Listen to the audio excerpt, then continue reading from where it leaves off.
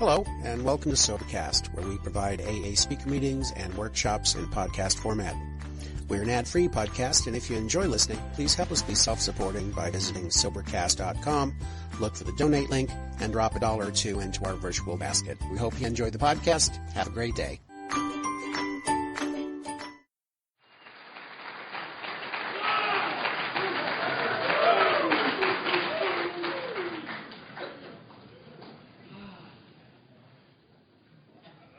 The hell was that?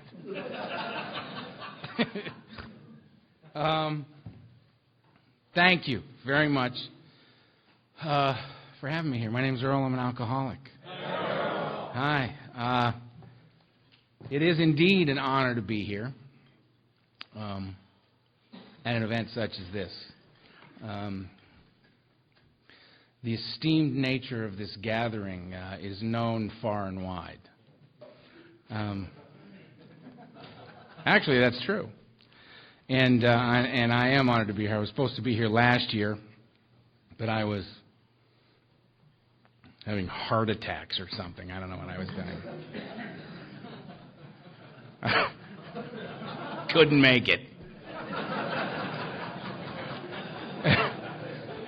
And this trip, I got to tell you, it was like payback already, right? You know, I should have just said, you know, I'm going to have a heart attack on my way to Nashville, because this year I get on my dog wakes me. I got 2 dogs. Dogs are great for people. It's just unconditional love sitting right there. And Lulu woke me up this morning at 4:30 and just said, "I know it's not light, but get up." So we got up, packed, went to LAX. LAX on a Friday morning is a nightmare. Get up, then they tell us the plane's not coming. No, wait, it's coming, but it'll be late. So the plane finally showed up. We get in the plane. We start flying here. And those that know my story, I was in a plane crash in 1974. I was the only member of my family to survive the crash. My mother, my father, my sister all died, and I didn't. Well, I did, actually. I got tagged dead in Mexico, but woke up. And much to the surprise of all the people standing around me.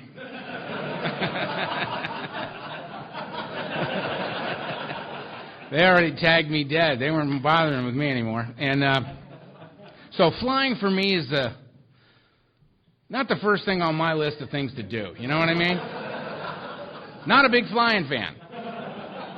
You know, Scott, right, loves the flying. Complete other end of the spectrum, Earl. No, thank you. So we're flying out here, and I hear the words that I always love to hear from the pilot. Ladies, I'm going to have to ask the flight attendants to strap into their seats, please. Suspending service. I always love to hear that. Right? Whatever I've been reading has immediately been erased from my brain, from the jolt of adrenaline that shoots through my body. And I go right to fight or flight. You know, and oddly enough, on an airplane, nobody to fight, nowhere to run.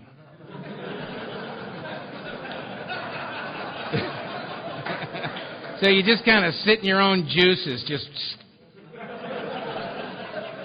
read the same paragraph 300 times. And then they said there's little pockets of weather between where we currently are and Nashville, so we will be flying around those. I thought, good plan. Or Baltimore. Let's go to Baltimore. I know I can call Scott. I'm in Baltimore. Don't ask. So I land. Then I find out that there have been tornadoes touching down. So now I have absolutely no respect for the people in the cockpits of American Airlines, because they just lie right to your face. Tornadoes. Anyway, here, glad to be here, and I love Alcoholics Anonymous, and that is something I never in a million years I thought would ever come out of my mouth. I did not start drinking until I was 12 years old. I waited as long as I possibly could. I had been restless, irritable, and discontented for some time. And I had been shipped off to boarding school. I was 5 feet tall, 104 pounds. 12 years old, my father decided it was time for me to become a man, because manhood was just right around the corner for me. And so I got thrown in a car and driven off to boarding school and dropped off. And I got out of the car and nobody else got out of the car. My father got out, set a bag down next to me, shook my hand, said, "This will make a man out of you." Got in the car and drove off. I was like, huh? And what would happen over the next 4.5 years is that I'd be given an opportunity for a wonderful education. It's held me in good stead to this very day. The fact was is that I was getting a good education. The feeling was is that I'd just been thrown away by the people who knew me best, and I didn't know why.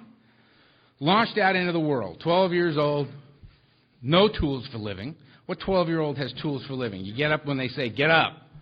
You go to school, they ask you questions, you answer them, you go home, you learn some more stuff, you go back the next day, they ask you more questions, you answer them, you go back. You know, it's just real simple, real straightforward. And I was good at that. So I end up in this boarding school, and it turns out I'm the youngest in a school of 250 boys. They'd scoured the earth to find 250 of the brightest, most disturbed young men they could possibly find. It's like a Lord of the Flies in this joint. And I'm the youngest and the smallest kid in the whole school. I've got an IQ of 168. I don't have it anymore, so I'm not bragging.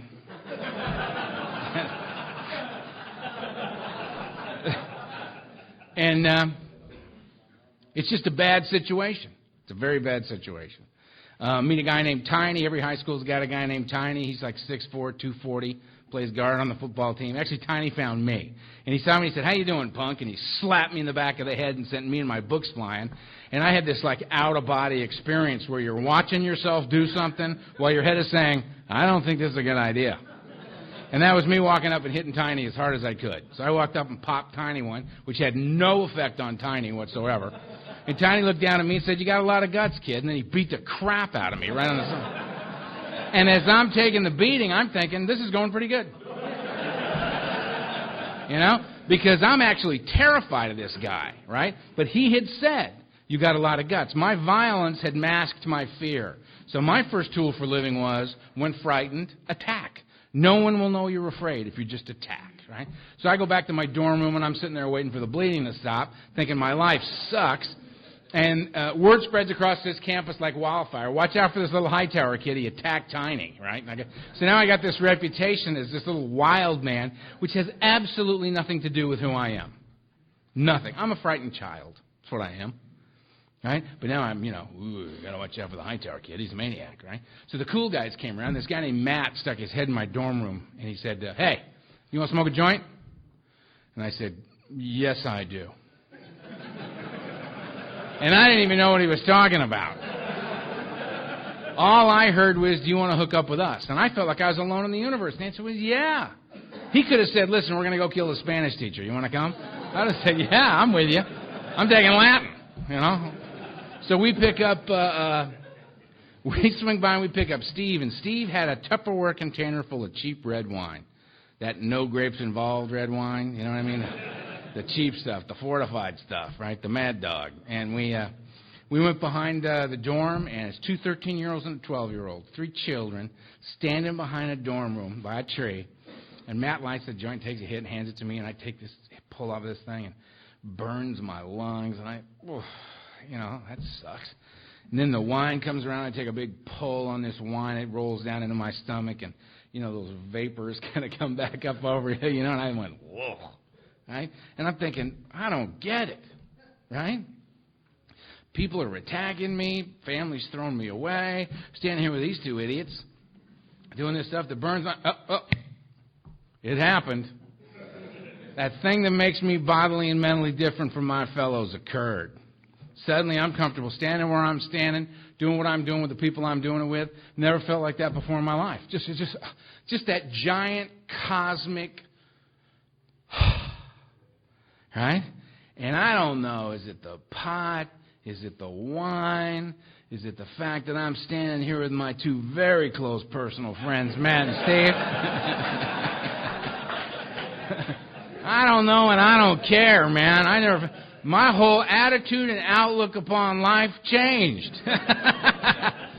Right? I mean, there was an ease, a comfort, an ease, a contentedness that came with that was absolutely remarkable to me. Right here, I'm good for the first time. I'm not trying to get out of right here, right now. I'm okay, And, I thought, nobody died. Nobody went to jail that night. No blood was drawn. Nobody went to the nut house. All those things were going to happen, but they didn't happen right there, right then. So my experience was, in that moment, feel better than I've ever felt before in my life. Nothing bad happens. I'm in. I am in. I need to find out where to get more of all of this. So it was humble beginnings, a little pot and a little wine, you know what I mean? And I'm on a mission, man, on a daily basis. That's 12 years old, 13 pills. The only reason I took a pill was the guy came up to me and said, would you like a pill? I said, well, yes, I would. So I took 2 pills. 20 minutes later, I'm laying on the floor, and I'm very happy down there. Guy rolls by and says, how you doing, man? I said, what do you call that? It was more like, oh. But he understood. And he said, well, it's Tuinol. So I got strung on Tuinol, Placidil, Seconal, all that junk, right? 14 was psychedelics. I'm a child of the 60s. We were very, very focused on the drugs. Now, the fact is, the only thing that was on the table every single day was alcohol. That's why I identify as an alcoholic, and I'll get into that. But 14 was pills. Only I took a psychedelic. I was on a 10-hour pass with a girl named Debbie. Bad girl, Debbie. She was a bad girl. I had nothing but respect for Debbie. And an older woman, she was 15 and a half. And Debbie said, would you like to drop some acid? And I said, yes, I would, Debbie. Again, having no idea what we're talking about. And I say that because I don't want you to get the impression that I had a plan here. I had no plan. I had no plan. This was just coming at me, and I was rolling with it the best I could. So I took 3 hits of white lightning. Yeah, little identification right over there. The guy's face went, oh, no. No, that's not right. That's definitely not right. And you're correct. That was not right. 650 hits later, I got classified legally insane by the military, but that's a whole other story. 15, I started shooting dope. The only reason I did that was a girl in Marina Del Rey on a boat named Cammie, lovely girl. Said, would you like me to stick this in your body? And I said, well, of course I would, Cammie. And she did, and it was one of those where you just go,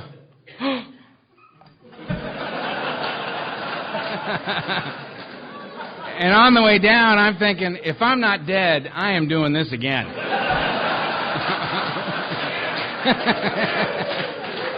Right? Because that was just instant what problems. Developed a little problem in that area. Now, talking about the drugs, child of the 60s, the drugs, they come and go. My drug of choice is, what do you got? It's all anti-oral medication. If I can get enough of what you got in my body, the fear, I can kill the fear. And that's what I'm doing here. It's the fear killer for me. That's what it's about. The drugs would come and go. There was only one thing that was on the table every single day. It's alcohol. Alcohol was on the table every single day. And I believe the reason for that, it's my opinion, is that drugs are completely unreliable. There's no quality control going on out there. You don't know what you got till you get it in your body. You go get yourself a fifth of Jack Daniels. You go get yourself a quart of good gin. You know what you got here. This is reliable stuff. So you do so much cocaine you can't get your mouth open anymore.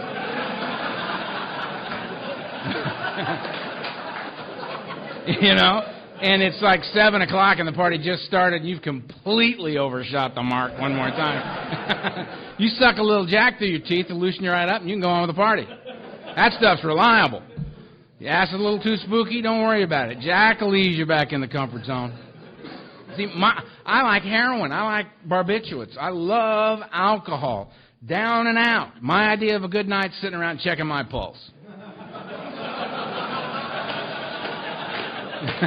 I don't need a television. I don't need a woman. I don't need a window. You know what I mean? Just right in here. That's it. I like that. Heart and lungs working, nothing else going on. I like it there. I like it there.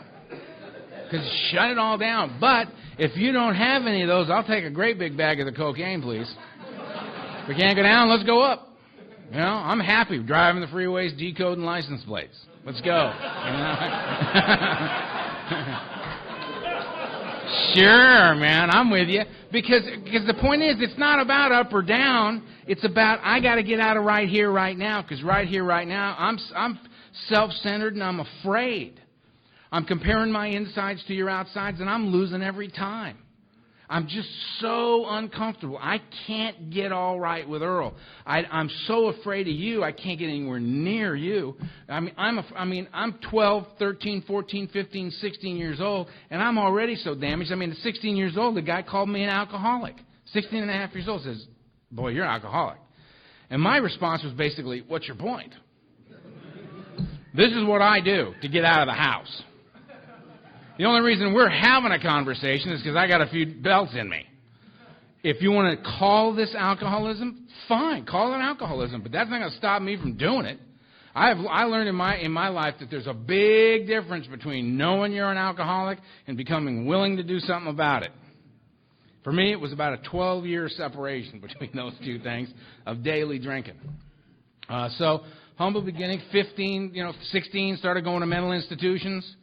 Always a pleasant little kind of, rest stop along the alcoholic path, where they lock you up because they've taken a look at you and said, he's crazy. We'd have no idea what to do with him. And back then, they don't know what a 16-year-old alcoholic drug. They threw me in the nut house, right? So I tried to escape, as any self-respecting alcoholic would do. You can't leave. Really? All right. I'm sure I'll abide by that. So I'm doing that, 3 cups of pills a day and a shot if you act out. So my treatment plan is basically just find a new way to act out every day so I can get the shot, right? And I'm having my meals. There's this girl named Kill Day in the joint. Kill Day's really crazy. And Kill Day, oh, man. Kill Day, all you had to do to flip Kill Day out was look at her and say, hi, Kill Day, how you doing? Kill Day just, wow! So every meal you would get your little meal, you know what I mean, and spook Kill Day, and every meal was like dinner and a show, you know what I mean? So I used her as a diversion for my big escape plan, right? So I got her Kill Day all flipped out and sent her flying off that way, and I'm sitting at the table, ready, go!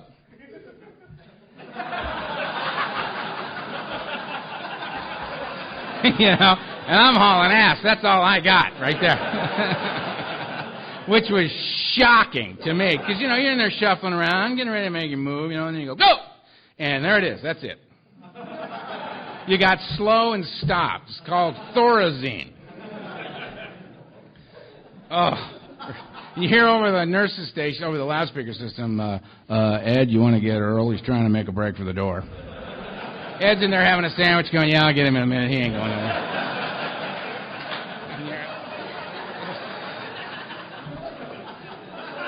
That's a demoralizing moment, man. I gotta tell you. You just shuffle on back to my room with no doorknob, Talked my way out of there, got thrown in the nut house again, learned if you want to get out, you got to get out before they got the Thorazine in you, so escaped the first day. Spent 3 years out on the street doing what we do to stay drunk on a daily basis. Just staying drunk. I had no plan. I had no nothing. I was just loose. Through a series of weird circumstances, I ended up in business college. Very weird story. Ended up in business college and became a drug dealer. The only reason I became a drug dealer is because it's the only thing I knew anything about. And I had no problem becoming one because I had no morals. I had no ethics. I had no sense of family. I had no sense of community. I was just loose. And this is what I was doing, so I figured I'll just make a business out of it. And I'm in business college, and I'm studying marketing and production and distribution. My business is booming. I think college is great. My business is flying, right? And it's getting worse and worse and worse. And we've gone from fun to fun with problems. I'm starting to black out. I'm starting to overdose. I'm starting to take ambulance rides to hospitals. I'm starting to not remember what I've done for several days in a row. I'm coming to in different cities, which is a strange thing, particularly the first time. You do it the 10th time you do it, you just kind of go, oh, did it again, Take me to the airport. That's just what you do. But, I mean, it was starting to really start to unravel, and I was 20 years old. 21, I got diagnosed with malignant cancer. Flew me back to L.A. They did major surgery on my upper back. They prepared me to die. They prepared my family for me to die. And I remember looking at them and thinking, you don't even know who you're talking to. You know, the way I'm using, that comes up like twice a week. You know, just overdosing and going to hospitals. And I really believe that for a lot of us, I was never what classically suicidal. I was never suicidal. I was, however, the kind of alcoholic that, for me, dying became an acceptable consequence of the way that I was drinking and using. It wasn't my goal, but I wasn't going to dial it back just to avoid that. You know what I mean? So started hitting the wall pretty regularly. Did the cancer thing, did the nuclear medicine routine, beat the cancer thing. I'm a long-term cancer survivor. 22, just before I turned 22, my mother said, look, we haven't been anywhere as a family in 10 years. We've got to put this family back together. We'll go anywhere you want to go. We've got to go as a family. And I said, fine. Flew back to L.A., and on my 22nd birthday, we flew to Guadalajara. And on the way there, that was when the plane crashed. And mother, father, sister died in front of me, and I didn't. And it was a bad time down there, man. 3.5 days getting interrogated through an interpreter by the federales wanting to know what I was doing back in Mexico. Got smuggled out by some friends, ended up in a hospital in Santa Monica. Spent a long time in there rehabbing, got strung out on Demerol in there. Got out and knew I was a dead man. Knew I had no tools for living, accepted the fact that what I am is an alcoholic. I drink and I use. That's what I do. It's all I'm ever going to do.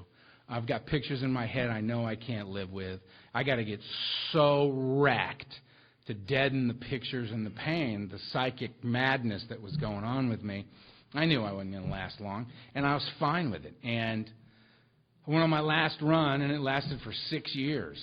And I got to tell you, during that, I'm not the kind of guy that had any anchors. I didn't have anchors. I didn't have a career to hold it together for. I didn't have a family to hold it together for. I didn't have a wife or a girlfriend or children. I just had other lost souls like myself that would flow in and out of my life, like we do. And so I had no anchors to keep me touched down to earth. And I got sober in that 6 years 4 different times. They were for 72 hours each, and that's when I go into Hollywood, and they're in California, and there's be a bootleg sanitarium in there where you could give them $150 cash, and they'd strap you to a gurney, shoot you full of anticonvulsants, and just let you rock. And 72 hours later, they'd either send you home or the morgue, and they didn't really care which way you went. And you'd kick like a dog. And the last time I was in there was 1978, and I was on that table, strapped down, kicking hard, and I reintroduced myself to the God I had forsaken on that mountain in Mexico in 1974, 4 years earlier. And I said, look, you know, you get me out of this sane and alive, and I'll never, ever drink or use again as long as I live. And I meant it with every fiber of my being. I can't take the madness. I can't take the pain of this kind of life anymore. I haven't gotten high in years. I'm just feeding the beast, man. It's all I do is feed the beast. I wake up and I move through this world and I feed the beast because I don't have anything else to do. There's nothing else that calls to me. I'm a slave to the beast of alcoholism, and that's all I do. I don't get high. I do my best to get to zero and just try to enjoy the absence of pain for a few hours before I go into the inevitable blackout, and then whatever happens, happens. And it's just getting crazier and crazier and crazier, and I'm in hospitals, and it's just... And I'm laying on that gurney in 1978, and I said, you get me out of this staying alive, I'll never drink or use again as long as I live. I'm an alcoholic. I'm a drug addict. I admit it to my innermost self. Just get me out, help. Help. And I got up off that gurney, and the nurse said, now, Earl, you know you're an alcoholic, don't you? And I said, yeah. She said, you know you're a drug addict, don't you? I said, yes, ma'am. She said, you know for you to drink or use is absolute madness, don't you? I said, yeah. She goes, all right now, Earl, armed with this self-knowledge, I want you to be a good boy, and I want you to go out there and don't you drink or use no matter what. And I said, no, ma'am. And I went outside that door, and I drank for 2 more years. I couldn't stop. Couldn't stop. Came out of my last blackout. The day before my 28th birthday, November 6, 1980. Both my hands were broken. I'd broken 74 bones. I had over 650 stitches in me. I'd been stabbed twice, shot at. Family's dead. Watched them all die. No friends, no family, no place to live. Heart swollen. Thyroid shut down. Can't touch the kidneys. Liver's cooked. My hands are broken. They're deciding whether or not to charge me with attempted murder. And I have what they call in here a moment of clarity. I mean, I looked around. There was no place in my life I could look and say, well, we're doing pretty good over here. You know? Let's just focus on this for a while. It was just a wasteland. And I realized the late, great Donald Madden used to say to me, Earl, the bottom for guys like you is dead. And I believe him. My experience says that's the truth. My bottom is of a spiritual and emotional nature. When I had the moment of clarity, it was, brother, you're not connected to another human being on the face of the earth. And that's a direct result of your actions, your alcoholism. And if you don't find another way to live, you're going to die. Because in the last few years for me, it was drinking. That's it. I wasn't wasting time with drugs. The only reason I'd use maybe 3-4 grams of cocaine a day just to keep me on my feet so I could drink long enough to try to get some peace. Right? That was all that was for. It was just to prop me up. And I spent 47 days on a free bed. Actually, it wasn't a bed. It was a cot. I went to this place, Long Beach General Hospital, under the care of a Dr. Vicky Fox on a free cot. It was a room about half the size of this with 21 cots down each side of the room with sheets drawn between them. And how you got your cot was you got in it and you stayed in it.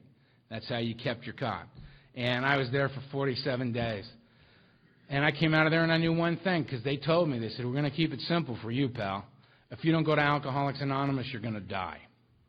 And I said, okay. And they gave me a bottle full of antabuse, because we all trusted my judgment. And they rolled me off up in the town, and I ended up in the basement of a church on a Friday night, 8:30 p.m., A&A meeting. Walked in the back, out of my mind. Hair out like this, beard like this, eyes darting around in my head, psychotic, man. And I don't use the term loosely. I could not distinguish between the true and the false. I was nuts. And I sat in the back of Alcoholics Anonymous for one reason. I had no place else to go. If you guys had said, Earl, AA meetings are from noon to midnight and you got to go to one every day, I would have had no scheduling conflicts. I didn't get here with a day runner. You know what I mean? Not me, man. Just nothing going on. And my head ready to just explode. And I sat in the back of the room, and I'll tell you what the inside of I'll tell you what, I hadn't had a drink in 47 days. But I was riddled with the greater aspect of my disease, the obsession of the mind. My alcoholism was in full effect, man. And I sat in the back of the room using an old friend of mine, My Best Thinking. And I sat in the back and did what I do. I sit in the back and I go, where are the doors and the windows? Right? Get that all squared away. Sit with your back up against the wall. Scan the room. Find the guys that got the juice. Find the guys that know what's going on. Slide up on one of those guys. Burglarize that conversation. Find out what the deal is in here. And then out. I'm not hanging out with you. Because you're going to come up, not because I'm a tough guy or a bad guy. I've never been a tough guy or a bad guy. I'm a frightened individual. And I have been extremely violent in my life as a direct result of self-centered fear. That's the chief activator of all my defects of character. That's self-centered fear. So I'm sitting in the back, mad dogging everybody. I mean, I'm looking at you like, what? What do you want? Because I don't want you to come up, because you're going to come up and ask me questions I don't have the answers to. It's not that you're going to get hurt. It's that I'm going to get hurt. I'm going to get found out. You're going to come over here and we're going to chat, something I never really understood, the chit-chat. We're going to chit-chat. What are we doing? We're chit-chatting. All right. Why are we doing that? Why aren't we getting high now? I don't want to talk to you. But they come up and ask you the hard questions like, how you doing? What's going on? I don't know. What's up? Don't know what's up. Have no answers to anything. I'm dead in the water. I'm sitting in the back. Do not talk to me, please. Guy comes sliding. And the old-timers saw me, and they didn't get near me. They just said, get yourself some coffee, have a seat, man. Glad you're here. right? And then we looked at each other and went, ooh. That's actually, there's a woman in AA in my town that saw me come into my very first meeting. She's still sober. Got like 38 years now. And she, well, take guys I sponsor up to her and I go, tell them what I was like. She doesn't use words. She just goes, oh. It's still painful for her to think back on it. What a wreck. Ugh. And I'm sitting in the back, but every meeting's got that guy with 9 months who just caught fire with AA, and he's going to give it away tonight, right? And that guy saw me, and he just went, new guy. And he's coming, and I'm like, nope. And he's not seeing having it, right? He just right up on me, and he said, my name's Vegas. I'm an alcoholic. Vegas N. And Vegas came up and said, I'm Earl. I'm Vegas. I'm an alcoholic. And I said, so what? Me too, man. Ain't exactly the highlight of my life. Don't know what you're so happy about. Get away from me. And he looked right at me and he said, keep coming back. And I went, what? And there's a couple guys standing there going, hey, did you see that, Vegas, the new guy? I told him to keep coming back. Very cool. I'm thinking, what the hell's going on here? Okay, apparently there's some deep spiritual significance to keep coming back. I have no idea what it is, but apparently all of you do. Loving AA so far. You all know what's going on. I don't. I've been spotted as the loser in the room. Love AA. Thank you. Having a great time. And I'm sure tonight when I'm pacing in my little one-room apartment, right, trying to get tired enough to have my 1 hour of sleep I'm getting these days, I'm sure that keep coming back thing is going to come in real handy. And then sat back down. Didn't leave. Had nowhere to go. And the guy got up and he shared his experience, strength, and hope. And changed my life. He doesn't know that. But he changed my life. Unbelievable thing. Unbelievable thing. I even got to find out later on what Vegas meant. Keep coming back. You know what? If you're new and we do that to you, go up to you with the AA slogans, you're new, your eyes are still spinning around in your head. You know what I mean? Can't hold a thought. Can't remember anybody's name. Don't even remember really how you got here. And we come up to you and say, hey, keep coming back, man, or, you know, one day at a time, or my favorite, hey, just turn it over, pal, right? If they do that to you, just I hope you have more courage than I did, and just step up to the plate and say, excuse me, I don't really understand the deep spiritual significance of just turn it over. Would you mind expanding on that for me a little bit? Where I got sober, if they're honest, about 75% of them would say, well, I don't know what it means either. They just said it to me when I came in. I'm just saying it to you. I don't know what the hell to do. Hey, there's a guy over there that reads the big book. Let's talk to him. Maybe he knows. Just a little opinion of mine. And I sat in the back, and this guy shared his experience, strength, and hope, and he blew my mind. Because he talked with a grace and a dignity that I could not put together with the words that he was saying. They didn't go together in my world. Men didn't talk openly and honestly about those things. And they certainly didn't do it with the grace and the obvious self-respect that this guy had. They just didn't do it. And it was, but you know what?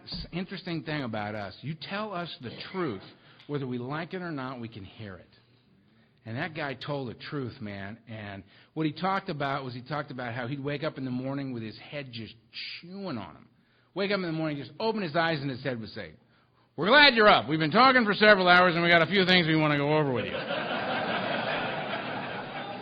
First of all, you're a completely worthless human being, and there's absolutely no point in you getting out of the bed. So just lay back and listen while we tell you the other things we have to say. I mean, and that was like, and I'm sitting back there going, yeah, I know that conversation. It's very unfriendly, and it's in there. And he said he'd just wake up, and he'd get up with his head chewing on him. He'd take a shower, get dressed, go to work, give an honest day's work for an honest day's pay, go get something to eat, pick up a newcomer. What's that? And then he would take him to an AA meeting, and he wouldn't go to an AA meeting to take from the meeting. He had worked the 12 steps of Alcoholics Anonymous, as outlined in the big book. He had had a spiritual awakening as the result of working the steps. He'd had the obsession of the mind relieved. He was comfortable sober. He was a free man. And he was now going back to AA to give freely of what had been given freely to him. And he would go home and get in bed at the end of the day, two most remarkable words I'd ever heard in my life, no wreckage. Head chewing on him the whole way, no wreckage. He had a whole full, complete day. I'm sitting there thinking, well, you know what? If I wake up, wreckage. I just can't help it because I wake up and I'm afraid. And you keep coming up to me and talking. And it's just all very disconcerting and freaks me out. And I start saying things that offend people. I'm trying to get you away from me. And it just goes bad. All the time. And I got a job. Oh, no, I won't get into that. Anyway. I haven't cursed, have I? Nice. All right. Just patting myself on the back there for a second. So, I went home and paced and got an hour's sleep and got up and came back to another AA meeting and came back to another AA meeting and came back to another AA meeting. And I got some information along the way. Slowly, it's like water over a rock. I'm the rock and AA is the water. Water over a rock. The water wins. The water always wins if the rock sits still. And that's what happened to me. You know, I'd be sitting in a meeting and, you know, I'm 5 years sober and a guy gets up to read a portion of chapter 5 and says, rarely have we seen a person fail who has thoroughly followed our path. And I look at the guy next to me and go, hey, that's pretty good.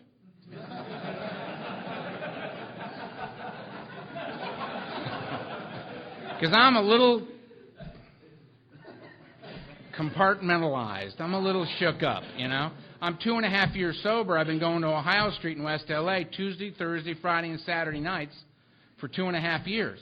And there's a painting right behind the podium that's about 2 feet by 4 feet in size, and it's the Serenity Prayer. I've been going there 4 nights a week for 2.5 years, and I looked up and went, hey, now that's quite a little prayer, isn't it?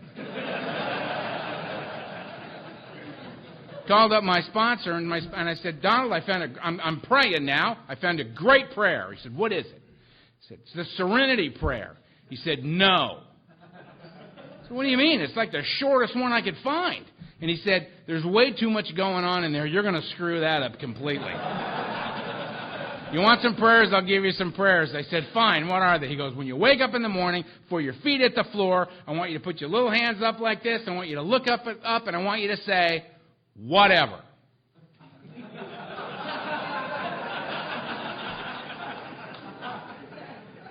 I, of course, said, should I be writing this down?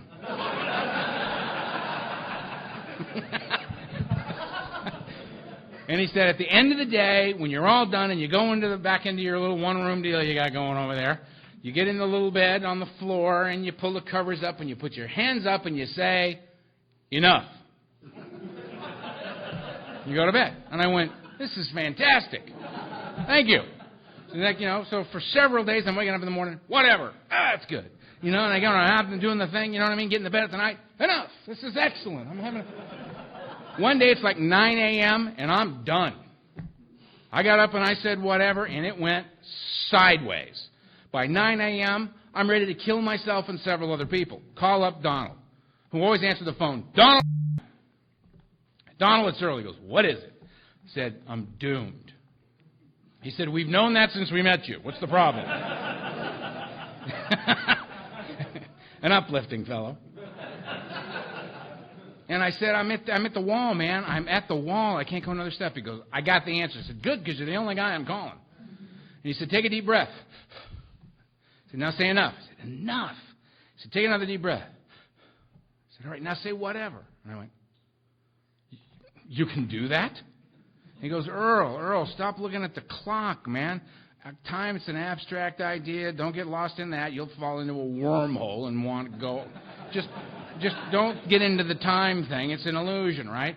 If you need to stop your day, take a deep breath and start your day over and release, let go of what's happened up to that point, by all means, go ahead. And I'm thinking to myself, well, if I do this, I'll be at like whatever for July 5th, 2040 within a week. I'll just use them all up, right? And he said, no, you get as many as you want. You get as many as you need. They're free. Just use them up. And I'm like, wow. And I had like a little mini spiritual experience. That this was about, somehow, some way, this apparently was about getting between those. It's about now. That this was about now. I was going to be given the tools in a way for a guy like me, a completely fragmented, fractured, destroyed human being with no connection to life and the living of it, or no connection to other human beings. I was going to be given the tools that would make it possible for me to live right here, right now, in this moment, in this life. And I didn't know what that meant, but it sent a chill through me that I thought, and I really started getting busy. And I found out that that's exactly what happens around here, because that's what drinking and using robbed me of. It robbed me of my life, 1 second at a time. It removed me. It disconnected me from God. It disconnected me from my fellows. And it removed me from any sense of true self. It took it all away. I was absolutely unavailable for every given moment of my life. And I was going to get it back if I did what Alcoholics Anonymous told me. And they also told me rarely have we seen a person fail who has thoroughly followed our path. I mean, I'd heard all the terrible numbers and the terrible numbers and the terrible numbers, but I heard that. Rarely have we seen a person fail who has thoroughly followed our path. And I decided I got to get about the business of finding out what thoroughly means. And I got to go find the guys. I got to stop looking at the outside because they keep saying it's an inside job. And I got to go find the guys that got the light in their eyes, the light that comes from within. The guys that are, when they're looking at you and they're with you, those guys that you just kind of feel yourself just go, because that guy's right here. And when you walk up on him and look him in the eyes to talk to him, and you're scattered, and you're talking, and you don't know what's going on, and you're thinking, maybe this, and I don't know, and then you look him in the eye and you go, oh, what do you think? He says, well, my experience, Earl, is, and you feel yourself just go, because you're safe. Suddenly, inexplicably, you're safe. Because you're in the company of a recovering alcoholic. You're in the company of somebody who's caught the big buzz. Somebody who's really in the game, right? And those are the ones that, I mean, there was a guy named Fred Ellis. I used to, a Thursday night Brentwood. I didn't know why, but I would, at the end of the meeting, every Thursday night, I would go and there would be his guys. He would stand up by the podium and talk to him. And I would stand right back over there behind him, and I would just stand as close as I could get to him without being noticed and listen to him talk to his boys. Because that calmed me down. Listening to Fred talk calmed me down. I thought, wow, I don't know why. I don't care why. It's working. I want to be around that. And then one day after several weeks of this, all of a sudden, Fred just turned around real slow with a big smile on his face, and he leaned over and he went, hi, Earl. And I just froze. Just, like I'd just been caught with my hand in the cookie jar, Just, and I want to say, I wasn't there, I didn't do it.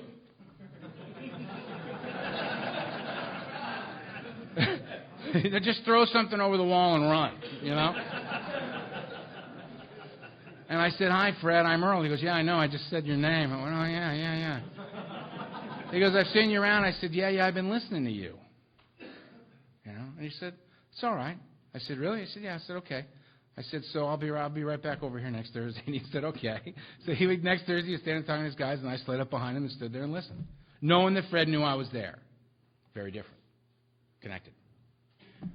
Not connected before, connected now. And these guys taught me it's real simple. See, there's this mind, body, and spirit brought together as a whole human being, this triangle with a circle. Therein lies the balance I've sought my whole life and never had, drunk or sober. And Alcoholics Anonymous adopted that symbol in its unity, service, and recovery. Same thing. Unity is the body, I bring it here. I can't get sober on my own, but we seem to be able to. First word in the steps is we. That we're in this together. I have to be with my fellows. I have, because I can lie to them all day long and they don't bat an eye. They think it's all just charming. But I walk in the union and say, how you doing? And I say, fine. You go, yeah, come on. You haul me off. And I need that. I need that shared experience. I need the guy that knows. I need the guy who sat in the same seat. I need him. Thank God, that's why we have meetings. The point of having a meeting is to have a place where a newcomer can come and hear a message of hope and a message of recovery.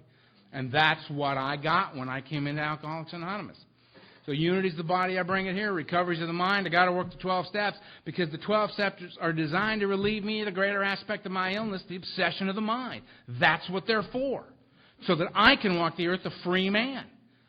Work the 12 steps as outlined in the big book. It's amazing to me that there's so many people around here just like me. that when given a big book, say, yeah, this is Alcoholics Anonymous, and this is the fellowship, this right here, this is the program of Alcoholics Anonymous. Rarely have we seen a person fail that was followed this path. And here's the good news. We're only going to give you one book. And I got even better news. You don't even have to read the whole thing. Read the doctor's opinion, the first 164 pages, and it'll blow the top of your head off. Designed specifically for you, my drunken friend. Right? And they hand it to me, and I go, well, that's really nice.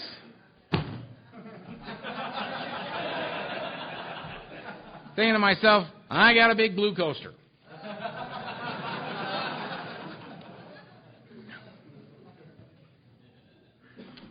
It's amazing. The persistence is astonishing. Persistence of this illusion, this belief in a lie, that I can drink like a normal man, is astonishing. They don't say mildly entertaining. They say astonishing. Many of us pursue it to the gates of insanity and death. Not, we do this for a while and go to the hospital and then the carnival. No. Insanity and death. Say, it doesn't go well. And we got this book, right? And this really, really simple process, not easy, but simple, that can relieve me of the obsession of the mind, cause me to break free, become a free man, no longer a slave to alcohol and drugs. So I said, all right, unity's the body, I'll bring it here. I come into the meetings, what do I do in a meeting? And get a sponsor. What's a sponsor for? A sponsor is the guy that guides me through that process. He's the guy who's got what I want. I don't get a sponsor that's got what I want. I get a sponsor who's got what he wants. It's a much better definition of happiness. So I get a sponsor who's got what he wants, happy, walking the earth a free man. How'd you get that? Work 12 steps outlined in the book. Can you show me how to do it? That's why I'm here. Excellent. Let's get started. Jump in. Work the 12 steps. Pretty simple. Step 1, what's the problem? Lack of power is my dilemma. I may be capable in a lot of other areas, but when it comes to drinking, out of control. Powerless. Can't tell you how much I'm going to drink when I start or when I'm going to stop. Can't tell you. Having had it, right, step 1, that's my problem. If that's my problem, lack of power, what's my solution? Step 2, a power greater than myself, which could restore me to sanity, soundness of mind, relieve me of the obsession to drink. Good idea. Now notice, I haven't got off the couch yet. I'm sitting in the house going, yep, that's got it. That's the problem, all right. And that is clearly the solution to it, because I've tried everything else. Going to have to be something outside me.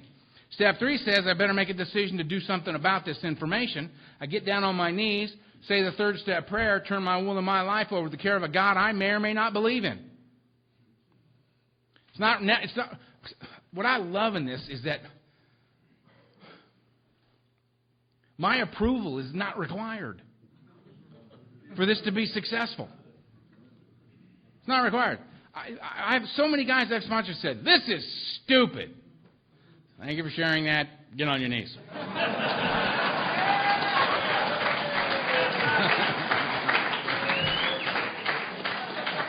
Here, I'll get down there with you. I feel silly. You're not silly, you're stupid. Read this. Why are you being mean to me? Why are you making it so easy? This will all go a lot quicker and a lot easier if you just be quiet. All right. That's like I remember with Donald, with me, how he was with me.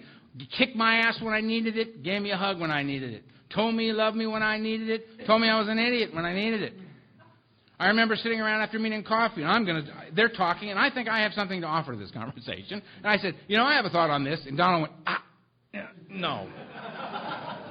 No, Earl, we've seen the results of your best thinking. We're going to pass on that, all right? I remember thinking, that is really rude. Fair, but rude. So, get on my knees, get back up, and immediately embark upon a plan of action, or this is all just a conversation, And I have conversations at the bar. That's where I have them. So 4 and 5 is me, 6 and 7 is God, 8 and 9 is you, nobody else to play with. Real simple. Real simple. 4 and 5, do a 4-column inventory on resentment, fear, and sex. There's controversy around that, which I love. But maybe I'll get into that later. But it's a really good-natured, loving battle that goes on between me and another guy. It's hysterical. I say there's 3 inventories of 4 columns each. He says, nope, there's 4 inventories of 3 columns each. Now, he doesn't notice that you got 12 columns either way. Right? But he's fun to fight with, so I fight with him about it. Right? But I'll get into that. He talks about other stuff. Swallow large chunks of truth about myself in 4. In 5, before God to another human being, I read this stuff. No, notice I'm still in the house. I haven't gone anywhere. Step 1, on the couch. Step 2, on the couch. Step 3, down on my knees, back up on the couch. Right, step 4, guy comes in. I read it to him before God. He says, good luck with all that. He leaves.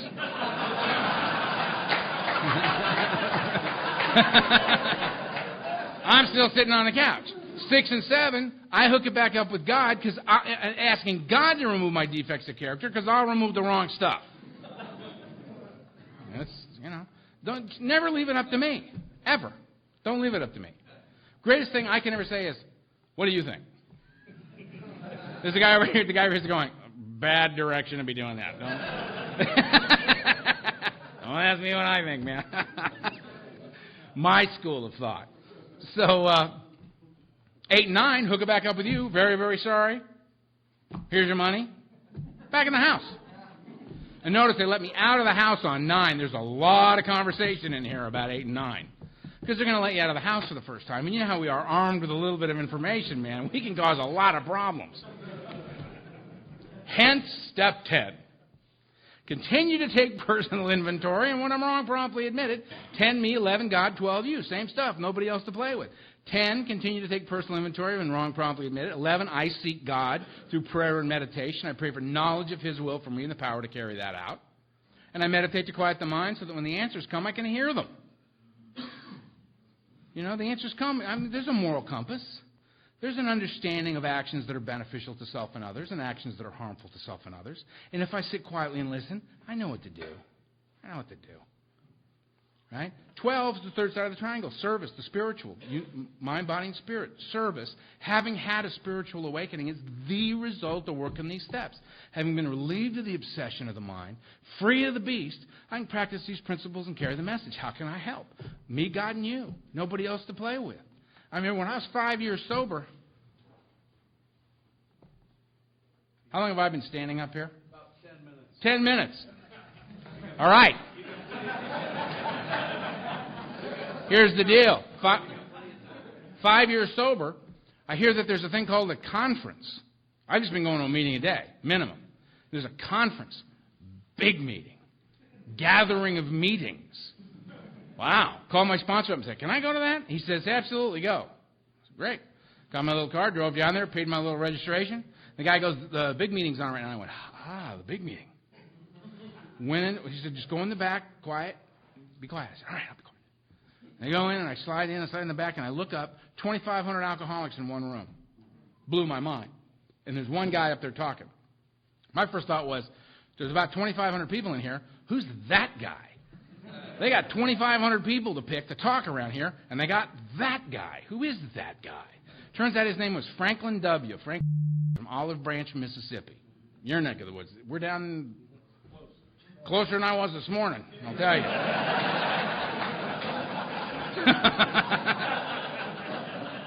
Because where I live, they don't say tornado.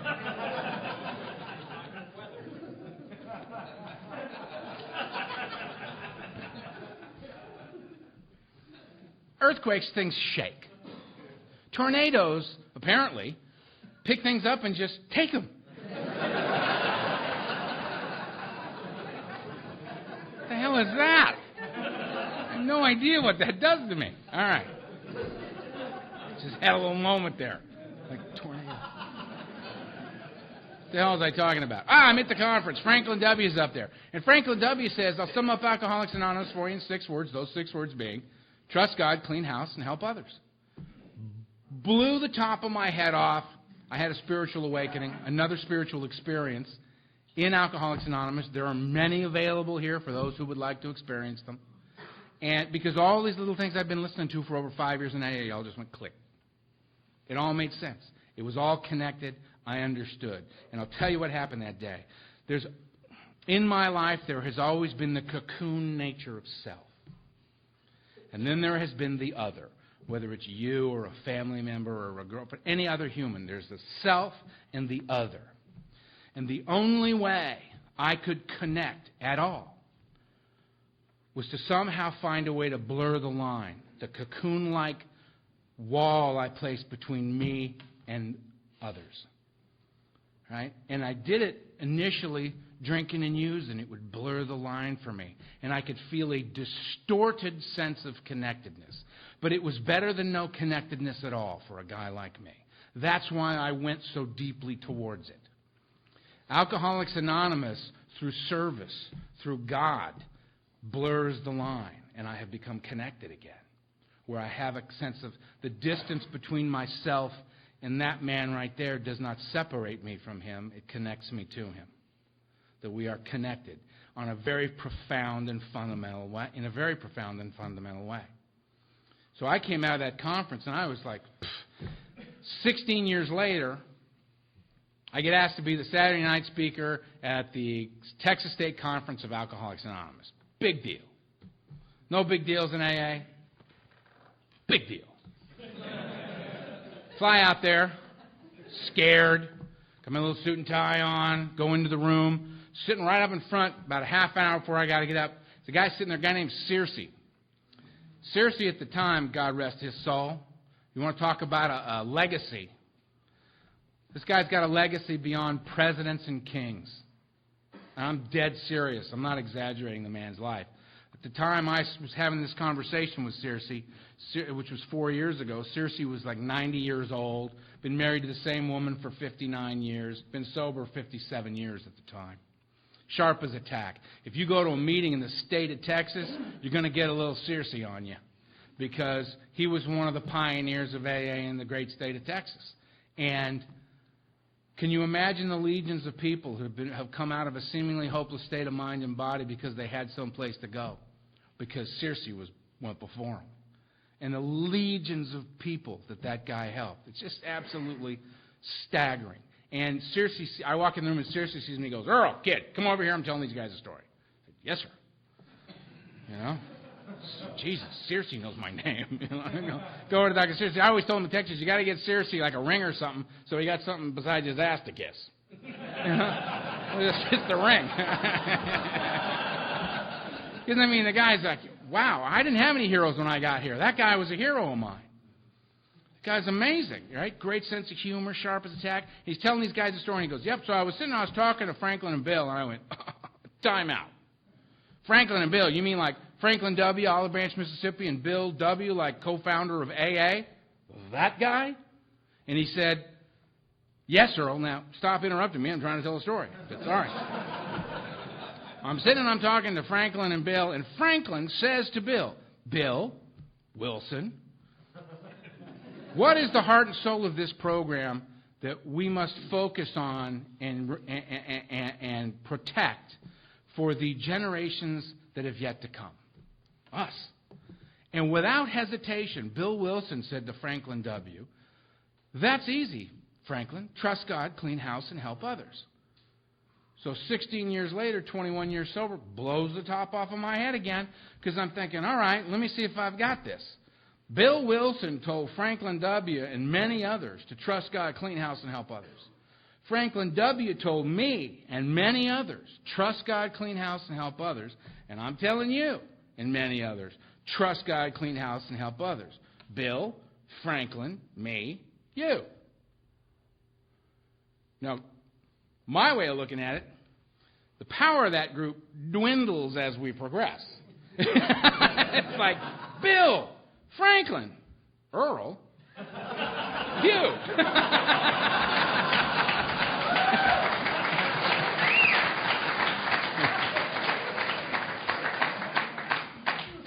But that's all right. You know why? Because we're riding on the shoulders of giants. We're riding on the shoulders of the divinely inspired. That's what we do. I'm walking the earth a free man. I'm no longer a slave to alcohol and drugs. Because I can wake up and no matter what's going on in my life, I can accept it. All I've got to do is trust God, clean house, help others. All I've got to do is stand still for a second, say enough, take a deep breath, say whatever, start my day over and move forward. All I've got to do is get out of myself and be of service to another human being. Help others. That's all I got to do. Trust in God, all I got to do, didn't say faith in God, I got to trust God. Trust in God, I got to make it's a conscious decision to do so. I trust God, make a decision, okay, I'm going to trust God. And I go forward in my life acting as if, my approval not required here, to act as if I trust God based on the experience that I find. This may bring me to a profound and remarkable faith in a God I don't even understand, but that I see evidence of on a daily basis. That's me. That's what happens for me. I don't understand God. But lucky for me, not required. Does not say God could and would if he were found. It says God could and would if he were sought. My job is to wrestle with the concept of a power greater than myself. Mine is to come to a place in my life. Now I've been sober now 25 years, 5 months and a day. Right? And I couldn't stay sober for the day. The day, that part. Forget the months and the years. Couldn't do it. But now I walk around knowing that if a problem in my life confronts me, if confusion, disorientation, doubt, things the Buddhists call the hindrances, if these things come upon me and I find myself at odds or in conflict with God, self, or others, I have a profound faith that tells me I need consciousness beyond my own.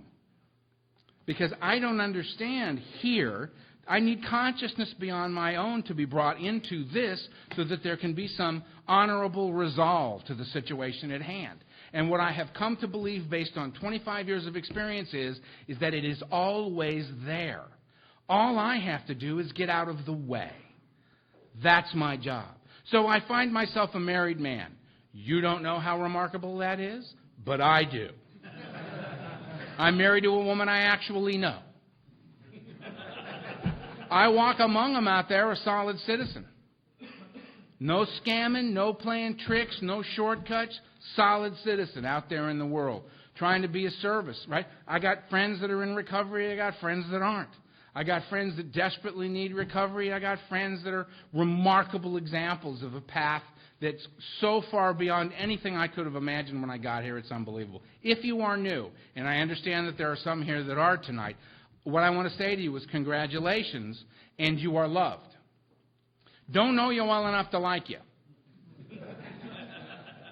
I wouldn't lie to you about it. But do love you dearly. Do love you dearly. Because we know what it takes to get a seat in this room. We know what it takes to get a seat in this room. This is a room full of dead people sitting up pretending they're paying attention to me.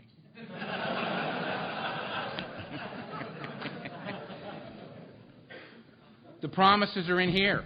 They do come true. And they come true for all of us. All we have to do is chop the wood and carry the water of AA. That's all we got to do. It's that simple daily task of just, you'll say, my ass fell off. Well, you should probably go to a meeting. I just robbed a bank. Probably ought to go to a meeting. My wife just left me for my sponsor. 2 meetings.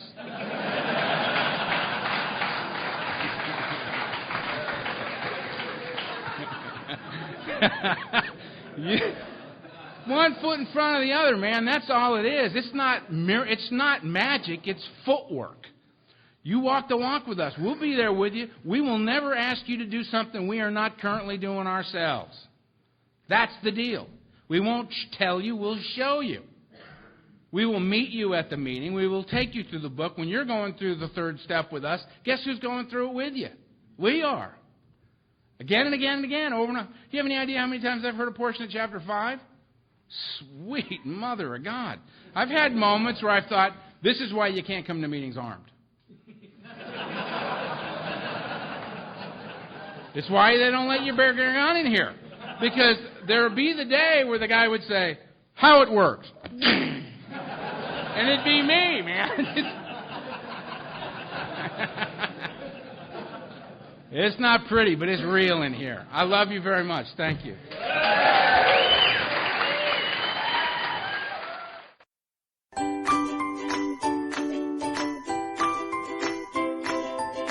Thanks for listening. I hope you enjoyed the podcast. Sobercast is ad-free, and we'd like your help in order to keep it that way. So if you'd like to help us be self-supporting by pledging $1 or $2 a month, visit Sobercast.com and look for the donate links. Thank you very much.